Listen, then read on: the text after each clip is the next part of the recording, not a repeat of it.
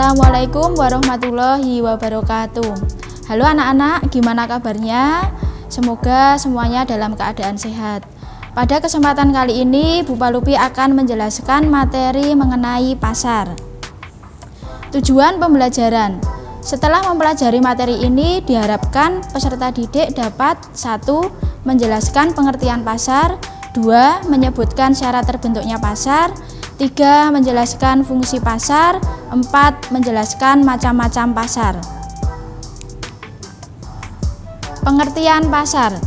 Jika mendengar kata pasar, pasti terlintas di pikiran anak-anak, pasar itu tempatnya yang kotor, becek, dan bau. Padahal semua pasar ada beberapa yang tidak identik dengan hal tersebut, ya, seperti supermarket atau mall. Tentunya anak-anak sudah sering sekali pergi ke supermarket atau mall. Jadi apa itu pasar? Pasar adalah tempat bertemunya pembeli dan penjual untuk melakukan transaksi jual beli barang atau jasa. Berikutnya syarat-syarat terbentuknya pasar.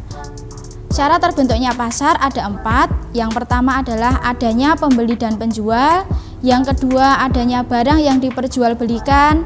Yang ketiga adanya kesepakatan antara pembeli dan penjual. Yang keempat adanya media komunikasi. Fungsi pasar. Fungsi pasar di sini ada 4 macam. Yang pertama adalah fungsi distribusi. Artinya pasar sebagai tempat untuk menyalurkan barang dan jasa dari produsen ke konsumen. Yang kedua, fungsi pembentuk harga. Artinya pasar sebagai tempat terjadinya proses tawar-menawar antara pembeli dan penjual sehingga terbentuk kesepakatan harga. Yang ketiga, fungsi promosi adalah pasar sebagai tempat untuk memperkenalkan hasil produksi kepada konsumen. Yang keempat, fungsi penyerapan tenaga kerja, yaitu pasar menjadi tempat bagi orang untuk mencari pekerjaan. Berikutnya mengenai macam-macam pasar. Pasar dibedakan menjadi 5, ya, berdasarkan yang pertama menurut wujudnya, yang kedua menurut jenis barang yang diperdagangkan, yang ketiga menurut luas jaringan distribusi, yang keempat menurut waktu penyelenggaraan, dan yang kelima menurut organisasi atau strukturnya. Mari kita uraikan satu persatu, ya.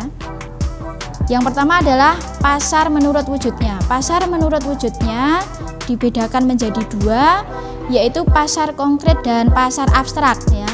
Yang pertama pasar konkret atau pasar nyata adalah pasar di mana penjual dan pembeli bertemu langsung dan barang yang diperjualbelikan benar-benar ada.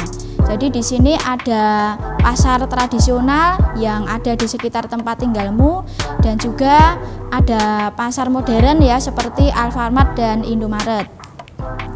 Yang kedua adalah pasar abstrak atau pasar tidak nyata, yaitu pasar di mana penjual dan pembeli tidak bertemu secara langsung dan transaksi dilakukan melalui alat komunikasi.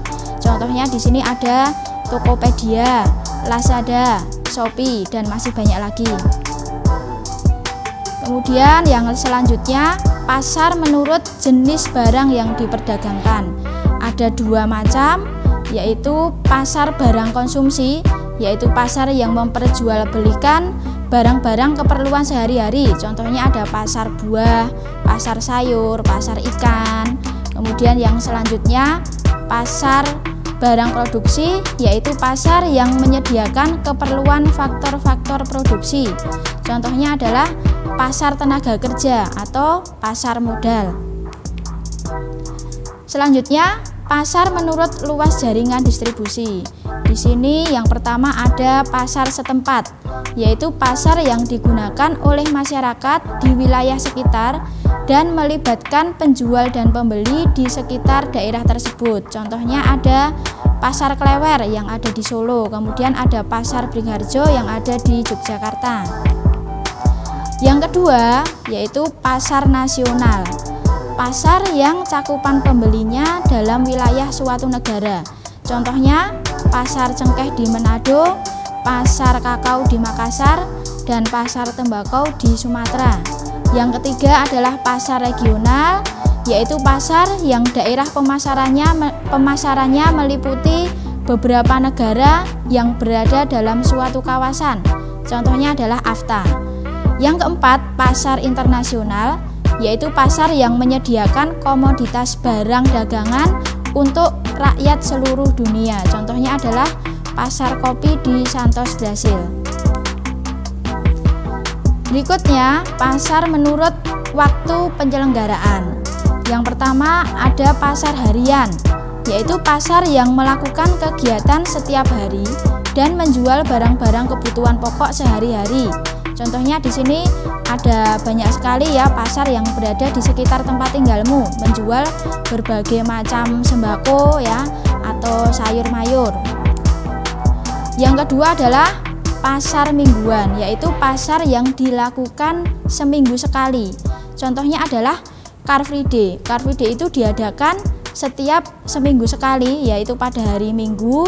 Biasanya di situ banyak sekali penjual yang memperjualkan barang dagangannya.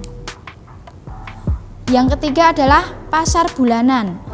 Pasar yang kegiatannya sebulan sekali. Jadi di sini seperti pasar dadaan ya, yang kegiatannya setiap sebulan sekali, biasanya ada di sekitar pabrik-pabrik. Jadi para penjual itu sudah tahu persis kapan para karyawan itu gajian, kemudian dia menggelar barang dagangannya di situ. Yang keempat adalah pasar tahunan. Pasar tahunan adalah pasar yang diadakan setahun sekali. Contohnya adalah Pekan Raya Jakarta, kemudian juga ada Pasar Sekaten yang ada di Solo dan Yogyakarta. Yang terakhir adalah pasar menurut organisasi atau strukturnya. Dibedakan menjadi dua, yaitu pasar persaingan sempurna, yaitu pasar yang di dalamnya terdapat banyak pembeli dan penjual dan barang yang diperjualbelikan bersifat homogen atau sejenis. Yang kedua adalah pasar persaingan tidak sempurna, yaitu pasar di mana pembeli dan penjual memiliki kebebasan dalam menentukan harga dan jumlah barang yang akan diperjualbelikan. Nah, demikian tadi anak-anak pembahasan dari saya mengenai pasar. Semoga bermanfaat untuk anak-anak dan anak-anak mudah untuk memahaminya. Kita ketemu lagi di pertemuan berikutnya. Terima kasih. Wassalamualaikum warahmatullahi wabarakatuh.